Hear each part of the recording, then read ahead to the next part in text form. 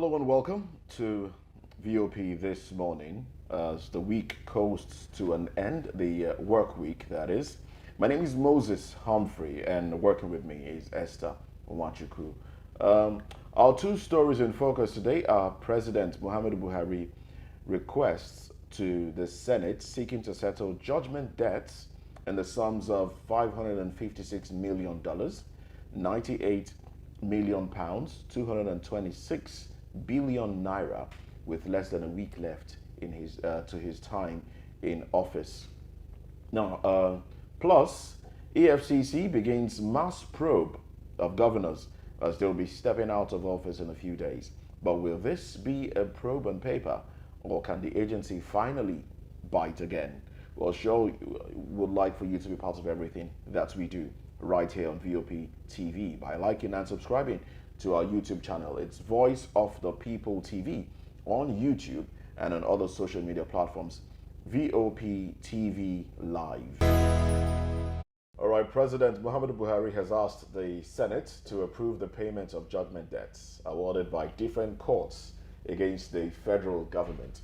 The president said the judgment debts were awarded in different currencies, which he summed up to 556 million, that's 556, 712,000, 556 million, 712,000, 580. In fact, the amount is confusing me. It's that much. It's that humongous. You know, and then there is a 98 million pounds in there and 226 billion naira as well. Well, Mr. President's request was contained in a letter read by the Senate President, Ahmed Lawan, at the Senate plenary on Wednesday. In the letter, the President stated that the debts were awarded in litigations against federal ministries, departments, and agencies of the federal government through the issuance of promissory notes. And he noted that the Federal Executive Council, FEC, had approved settlement of the judgment debts in its sitting on the 29th of March. Now, this is what Mr. President said, and I quote, he said, the distinguished Senate President may wish to be informed that the Federal Executive Council, FEC, in its meeting on March 29, 2023, approved the settlement of top priority judgment debts secured by federal ministries, departments, and agencies, MDAs, through the issuance of promissory notes. It added, the judgment debts have been settled through the issuance of promissory notes, which will then be reviewed over time for convenience for the federal government of Nigeria. In view of the foregoing, I request the Senate to kindly consider and approve through its resolution the settlement of the total judgment debts and general judgments incurred by the following MDAs in the sum of $566 million, $712,584.31 British pounds, and then 98,526,014 and 226,281,801,801 naira 64 kobo through the issuance of promissory notes. End quote. The President urged the Senate to request additional information on the judgment debts from the Attorney General of the Federation and financial team of the Ministry of Budget and National Planning. Well, we have joining us in the studio live, Evans Ufeli, who is a legal practitioner, and also another legal practitioner joining us virtually, Barrister Eze Eluche. Welcome, gentlemen, to the program. Good morning. I'm going to start with Barrister Evans. Hope you don't mind if I call you that. That's okay. Great. Now, why does one need, this and feel? Why do we read this and feel something, something difficult about it? Like there's something that makes it uncomfortable. These amounts of monies at this time, especially, it's barely 5 days to the end of this administration. It's a surprise to me because when you say judgment debts, what it means is that the federal government have had judgments against them on several occasions for which the cumulative figures they are supposed to pay the adverse party they have not paid. And now, judgments brought against the government, right? no, the judgments the government, that is cases the government had with individuals and companies against MDAs, ministries, parastatals.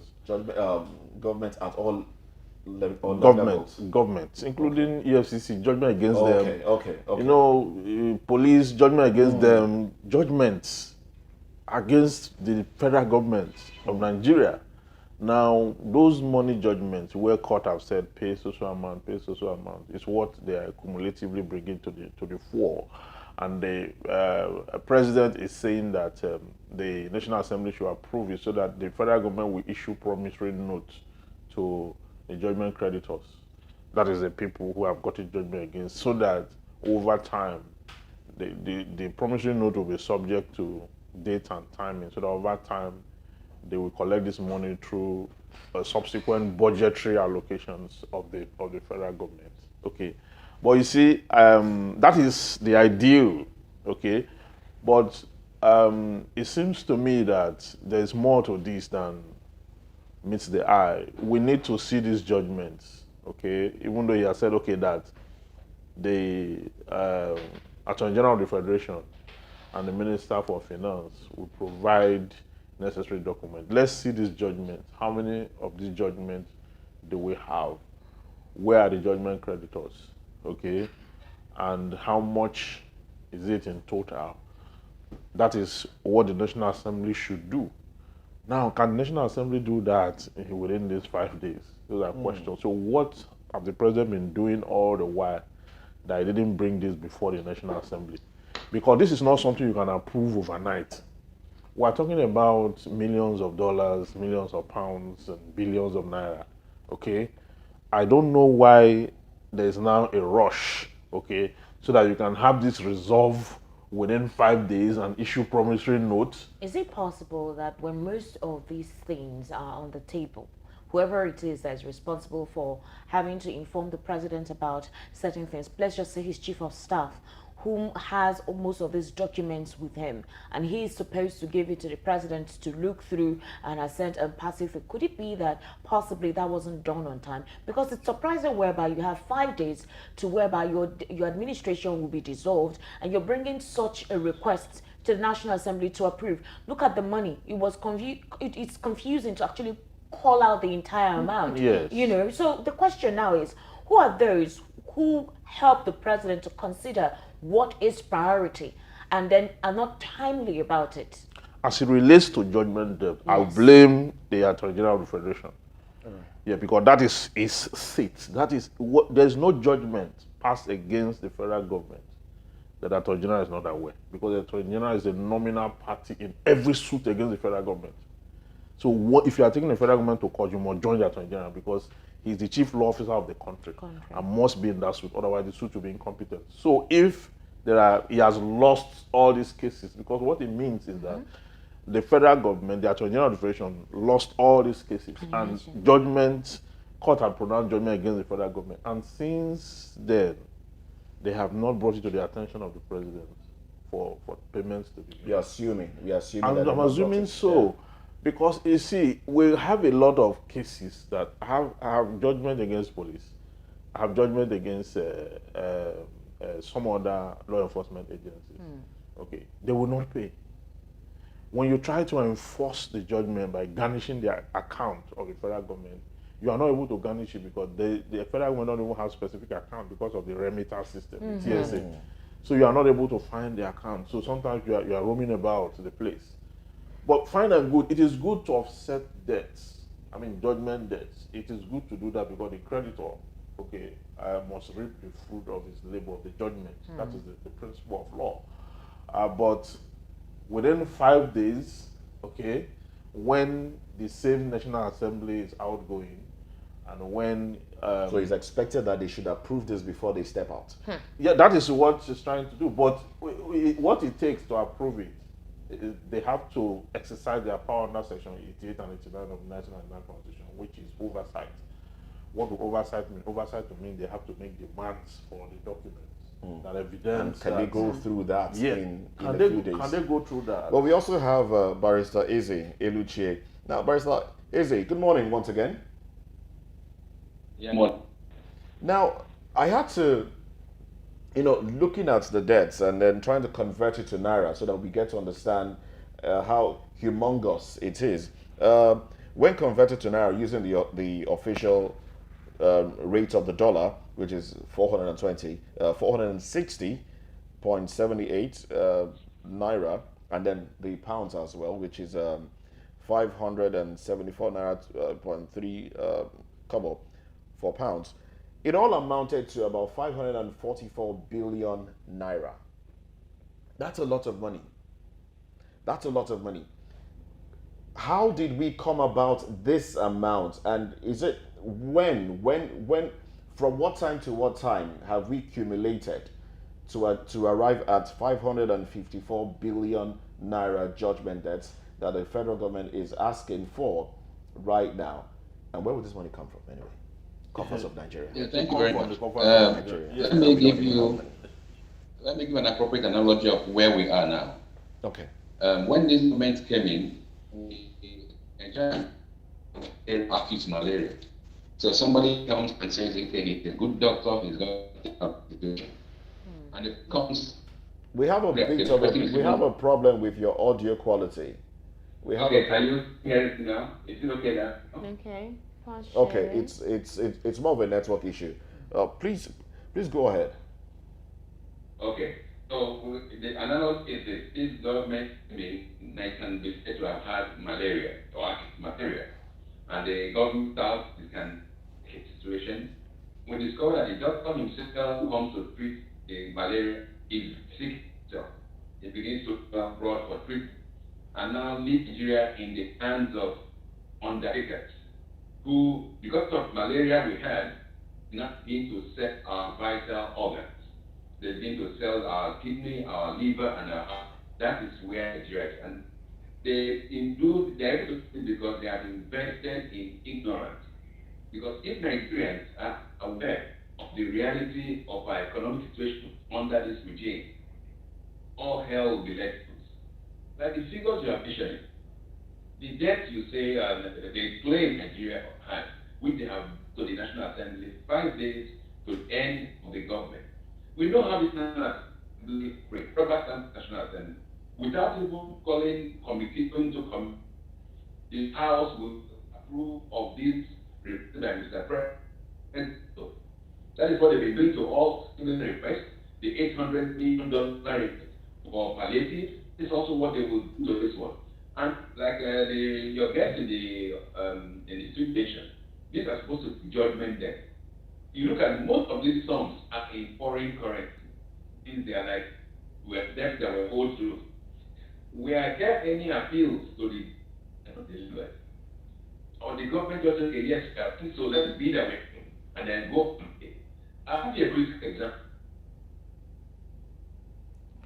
All right, Barrister Eze, I think the network is making your audio not to be smooth. We can't really pick out your words completely. There are breaks in between. Okay, so I think while that is sorted out, Barrister Evans, let me ask you this, because it's quite I think it's a pattern in this part of the world, and with what has happened is obvious. Let's talk about competence and giving positions to persons who merit it, persons whom you have tried, possibly you've done your investigation, your perusal on the person's profile, and you know that this person is competent to handle the certain position you want to give the person. It's about Abubakar Malami. Okay, so apparently most of these cases were not won. Yes. Right? Yes. Now this is basically where you now look at how Abubakar Malami was given that particular position. That's one. Two, who would check him? You incur this debt for the federal government, and I don't know who made sure that he was to become or to be appointed as the Attorney General of the Federation. you did not do your due diligence. You did not do your job, because as a legal practitioner to occupy that position, it means you're really good. The federal government trusts that you will help them win cases. So it obviously tells that possibly the nomination and the appointment was not based on merit, was possibly based on, you know how they usually do it in this part of the world. So now the question is, who would check this? Who would be punished? What investigation committee will be out there to investigate this anomaly? It's become a pattern in this part of the world where things like this happen, it's swept under the carpet, government continues, life continues. So in this particular instance, look at the amount of money incurred. The government is saying they do not have money, they're still borrowing, right? So who would pay for this? Well, it's left for the citizens and the CSOs to write petitions and call for the investigation of this. Do you think citizens and CSOs have not been writing petitions over time? No, you're asking who should be punished. You start from somewhere. You have to engage the relevant security agent, and that is the EFCC. Okay, the law will not enforce itself. Okay, the EFCC will not go and badge into him. Somebody will start with a petition and then set the ball rolling. That's what I'm saying. Okay, so they must investigate this to know that we had this kind of debt lined up when we're giving money to Niger Republic and building roads to some other African countries. Exactly. So we had this Obscure- one. We had obscure location that have no economic relevance to the country. Okay. Now, this is one reason the National Assembly should not even approve this. And let me speak to the president for the few days he has in office. I want to plead with the Nigerian president not to destroy this country further than what he has done so far, because they have held this country to ransom for the past 8 years. That will survive the last 8 years is a miracle. Okay? Because even at the beginning of this administration, I once told someone that from what I'm seeing, it appears that 8 years after now, if we see each other, we may not recognize each other. And that is the truth. I've seen some of my friends whom I cannot recognize any longer. I've not seen many. A lot of people have left the shores of the country. So many persons have disappeared. Okay, so many persons have been kidnapped. So many persons have died. Okay, now this is a time when this government should apologize to Nigerians. Wear sackcloth, put ashes, put yourself under sober reflection. Pray unto God for forgiveness. Apologize to the people. Okay, let's it's look not at a the time you judgment. need to ask. Let's look at this judgment. From what time to what time were these monies accumulated? Within the administration. From 2015. That's what I think. There is no time in the report.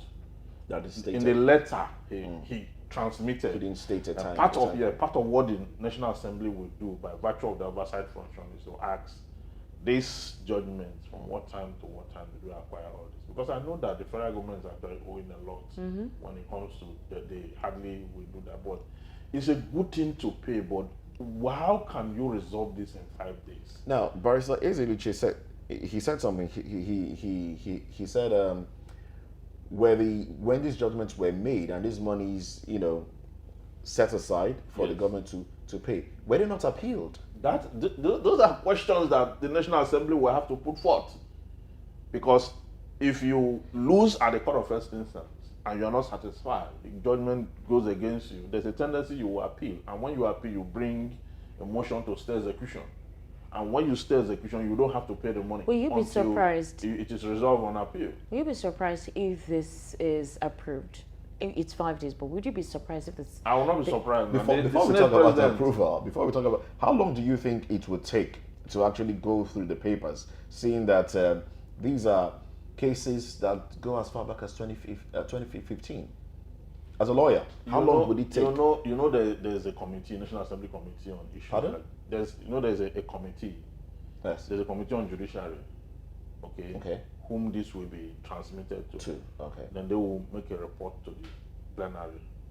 Okay. Then plenary will vote and take a decision whether or not. It seems like a But process but already. you It's know a long that time. you know So it that can't when be the done in House 4 wants days. You may something, not even be able to do it in 1 when they month. actually want something to be done, now that is coming from the president and they have 5 days for the administration to be dissolved, is it going to be surprising? Because you just mentioned the process now, how long it's going to take to go through all those documents. Yes. Would it be surprising that it will actually be approved within I now will not be surprised and next because, 5 days? because from the beginning of this, of the Ninth Assembly, the Senate President and the Speaker told Nigerians that they were not elected to fight the president. Then the Senate President now took it further, now said that anything that Buhari brought, they will approve it. It's there in the media. So I will not be surprised that they will approve it. You see, because whatever is going to be the outcome of this, whatever will be the outcome of it in terms of the suffering and all that, does not apply to them. It's a larger society that the country is heavily indebted, not just to China. We are seeing this now. We thought maybe what we had before was just the debt that the Chinese loan and all that. Now we're We seeing, have a whole lot more. yes, I mean, the money is huge. So how are you going to settle? How are you going to settle this? If you issue promissory notes now, those promissory notes, the different judgment creditors will have to hold on to it, passionately waiting for Next budget. further budgetary allocations when they will present it. And you have to pay at that point, because with the promissory note, they can go back to court when you have issued it and you have not paid, and there's a budgetary allocation for it. They can go back to court and have you compare. You have to pay. So what they need to do is to ensure that we're able to scrutinize these documents proper, make sure that their judgments are emanated from the courts. Okay. Verify these judgments before you talk about issuing promissory notes, because some of these judgments might be false. Okay, so if they verify, they can still find a way to adjust things. No. It's not too late. What I mean is so that we don't issue promissory notes to people who Ambiguous. actually didn't have, who did not actually have any court matters, and you have a fraud. You have fraud somewhere. We've run into that a lot of times, even during the oil subsidy, when people bring what they did not bring, they tell you that the federal government should pay and all that. Now, apparently in the request, they said the Honorable General of the Federation, the Minister of Justice, will provide whatever it is, any necessary information as to this money in order to expedite, the approval of the request. However, he expressed his eagerness to hand over power on May 29, claiming that he can no longer cope and that he has been busy seeking all manner of financial approvals from the National Assembly. So here again is whereby we're bringing the back question to to the Barrister crux of the matter. Barrister Esther, are you with us right now? Yes, I am. Yes, All I right, am. thank you very much. So apparently the Minister of Justice of the Federation and Abubakar Malami, based on the request from President Muhammadu Buhari, is that any information that a house needs in order to expedite the process for these monies to be assented to, that he's going to provide it, stating that he is so eager to leave on May 29, that all he has been doing he has been trying to seek for all manner of financial approvals from the National Assembly. And if you recall, almost in the past 2 or 3 weeks, that's basically what has been going on. The 800 million naira ways and means, we've been having several, requests like that to the National Assemblies for these monies to be approved. I need your take on this particular situation. What is going on? How come we now have a legislation that no longer checks the executive? We now have a legislation that just does whatever it is that the executive requests for. Yes, what is going on now is monumental fraud. Simply stated. And I can say that, let me give you a practical example. We had a case with process and industrial PID development. A company that claimed Nigeria was owing it $11 billion. That amounts to 8 trillion naira. This same Attorney General was in the process of acquiescing to that claim. Then it was discovered that the so-called P&ID company had no staff, was only registered in the Cayman Islands, in an offshore haven, tax haven, which means Nigeria was, and they didn't even do any contract. The thrust of that case was that Nigeria signed a contract for gas with this P&ID, and the gas contract never took place. So they are now suing Nigeria for the profits they would have earned if that transaction had taken place. Now, you get the picture that this was a fictitious company, a fictitious contract, and we were supposed to owe them $11 billion. And the government is in the process of negotiating how to pay. One of the painful aspects of that particular transaction is that a former Chief Justice of Nigeria, Alpha Belgore, was a consultant to this P&ID scam. So you have somebody who is eating pension from the Nigerian public funds, participating in this fraud against Nigeria. This will give you an insight into this humongous debts Mr. President claims Nigeria is owing. What I would urge, if we had a new government coming in, the government would have made an announcement, a sound to the entire world that whatsoever transactions this government gets into in these dying days, when it's almost exited, should be discountenanced. Which means all kinds of promissory notes, all kinds of legal documents or instrumentation the Muhammadu Buhari government gets in now should be discountenanced, because it is very, very clear that these guys are out for a jugular. They are now looting and stealing with recklessness. And those who, this Senate will approve it. There's no doubt about it. If these are the things that should make Nigerians, the blood of Nigerians boil, because who is going to pay these monies? It is not you, it is the children, our children's children. If you calculate the amount of debt Nigeria is owing, every Nigerian has over maybe 20 or 30 million naira debt on his head. And where will this money come from? They are not only pauperizing our today, they are making our tomorrow and our next tomorrow abject poverty. And the next concern is not just Abubakar Malami, it is the entire system. The so-called senior advocates who work in the prosecutorial arm of government, like in the EFCC, like you have Rotimi Jacobs.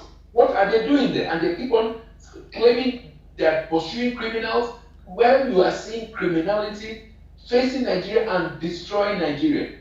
If we had a new government coming in, we would have had that announcement. But unfortunately, that is why this government has insisted on having its stooge take over from it, so that all these malfeasance will go unchecked. But Nigerians should be visibly annoyed that we are being made to pay debt that we don't even know where they are got from. And if, like I said, with the P&ID example we have, these are frivolous loans that are spurious. That is why Mr. President did not attach a list of these debts and to tell Nigerians, okay, if there was a judgment debt, was there an appeal? Did it pass through arbitration? Even if you have a judgment debt against you as a country, what you should now do is, okay, yes, we are owing you this, but can we have kind of negotiation to see how we can resolve this? And not say you're going to pay. Who are you paying? By the time you check those companies, I won't be surprised if those companies turn around again to be Nigerians, particularly those in government. And tomorrow, Mr. President will say, I am going to a place that is very far from Abuja, and if people come after me, Niger Republic will protect me. Can you imagine such nonsense? And we are all keeping quiet. It is very unfortunate. Thank you very much. Thank you. Barrister Evans. So here is the scenario. Today by 12 noon, right, the House of Commons in the UK will sit based on recent policies that are coming at play right now. You are going to hear questions put on the table as reasons why these policies are being brought up, and what benefit will it be to the UK citizens. Every other aspect that comprises that particular kingdom will be looked into too. These policies on migrants, on indigents, and other sectors of the UK government. Now, in this part of the world, the legislature, that is where they sit, is meant to bicker or talk about how most of these policies, most of this request and approval, of what impact is going to be to the people.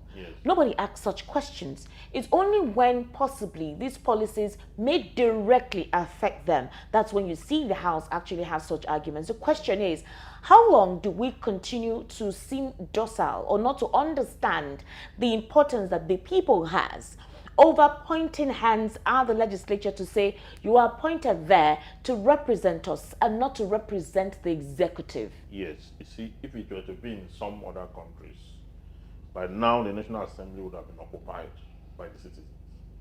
Right now, as we speak this morning, they shouldn't even go in for any plenary or any committee sitting. Because, and it will be occupied for the next 5 days until this government winds down. So they will not be able to approve that. But we are in a largely illiterate society. Largely.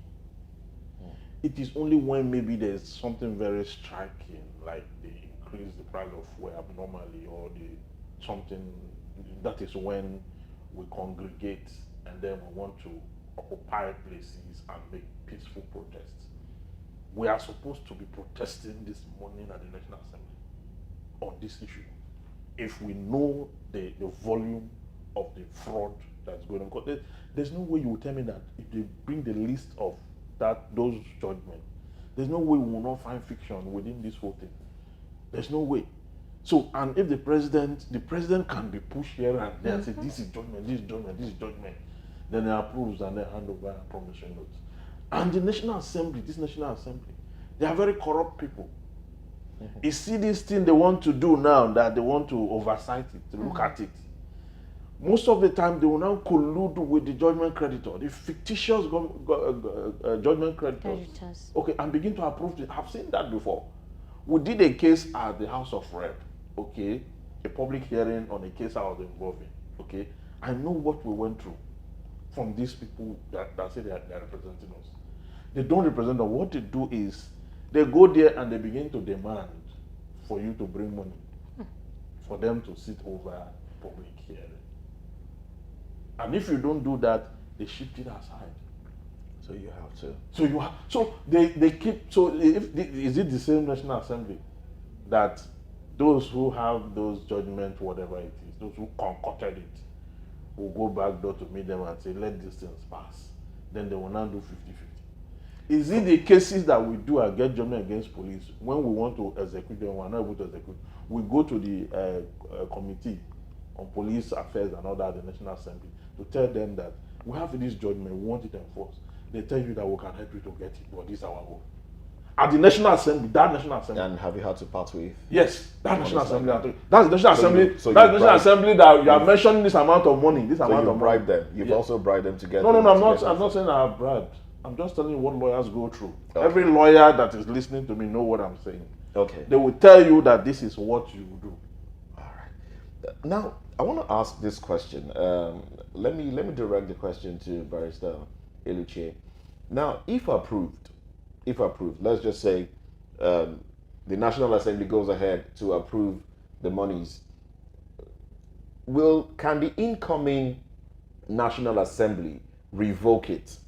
Would it be within their powers to now say, okay, monies that were approved last month are not, we've gone through the papers and we don't think, these things should be approved. Let's put a stop to it. Can that be done? And can that be done? Barrister Eze? Can be done because, you with me? Yes, okay. Yes, we can hear you now. Yes, as said, technically it can be done. Because one way it can be done easily is if fraud can be established. Because globally, internationally, anywhere in the world, fraud is a factor that can vitiate any contract. Any contract you enter into anywhere in the world, once you can establish that there was fraud, fundamental fraud at the root of the contract, you can vitiate that contract. But then there must even be the will in the first instance. Look at the characters being touted to head the next National Assembly, for goodness sake. People who are already standing trial for corrupt practices. They are the same characters you expect to go and do anything about this. Even if they do anything, what they will do is to try to get their own piece of the action. So the situation is so unfortunate for the Nigerian state. There's no way, what Nigeria can even do, what countries do actually, is what the US do. Let me give a quick example. If you dare get this kind of judgment debt against the US government will levy a fine on you. that surpasses the judgment debt. One way or the other, and they will get it back from you. Now you have a president saying, okay, we have judgment debt of over 744 billion and you should sign it off. So yes, we can, the new National Assembly can do something. But from what we have on ground, from the characters jostling to head the National Assembly, from the fact that Mr. President single-handedly foisted the so-called elect on the polity, we are in for rough times. Nigerians should guard their loins and be ready for whatever will happen, because the reality is that it will only get worse. Anybody who tells you that from what is going on now, things are going to get better financially with this kind of high debt profile on the country, just telling is lying, because the reality is also clear. Thank you. All right, scary words there coming from Barrister Eze Eluchie. Barrister Evans, will you corroborate that fear, or will you alleviate our fears? No, well, that's just the truth. There's nothing to alleviate. We have to say it the way it is. We are in a very tough situation right now, and the government of the day seems not to care about the future of this country. And that is why I said it at the midpoint that I want to speak to the president directly. He should not destroy this country further than he has done. For 8 years, he has not been able to. This government is leaving us with 64 failed promises. 64. Can you outline a few of them? Yes, they are there. They are going to, in their manifesto, I dug it up 2 days ago, which I used in my advocacy, that they are going to tackle insecurity. They are going to create 3 million jobs. They are going to make asset declaration and make the report public to the people. All those promises, they are nowhere to be found. I mean, I'm constrained by time to mention all this. But they are there, 64 promises. You go online, you see all the promises in their manifesto. They have not been able to fulfill that. So that's why I said this is a time for sober reflection, that they are supposed to apologize to the people and then do the needful. Okay, and then the people will now make a decision whether or not to do what they ought to do. It's not a time when you start to approve money here and there. Money, it's like the government had just maybe 1 week to exist. 8 years before now, you're unable to put your house in order. Now you want to do things like you want to just wind up everybody at once and all that. This is not the right thing to do. It took the vice president to spot the holes in the P&ID judgment. Who comes to the rescue now? The P&ID judgment was a monumental fraud. There was nothing in that contract that established. And to think that Nigeria was, we were almost going to pay that money. Yes, we're almost going to pay that money because they got a judgment award from the UK arbitration. Okay, which they brought, and everybody were like, okay, truly it happened. They went to the record. They found there was a time the federal government and the company had a discussion on the issue that they will site the plant that is all in Calabar and all that. And at the end of the day, the federal government didn't go further. So they just brought that as a breach of contract. And I calculate what they would have made and say we should come and pay. How do we do that?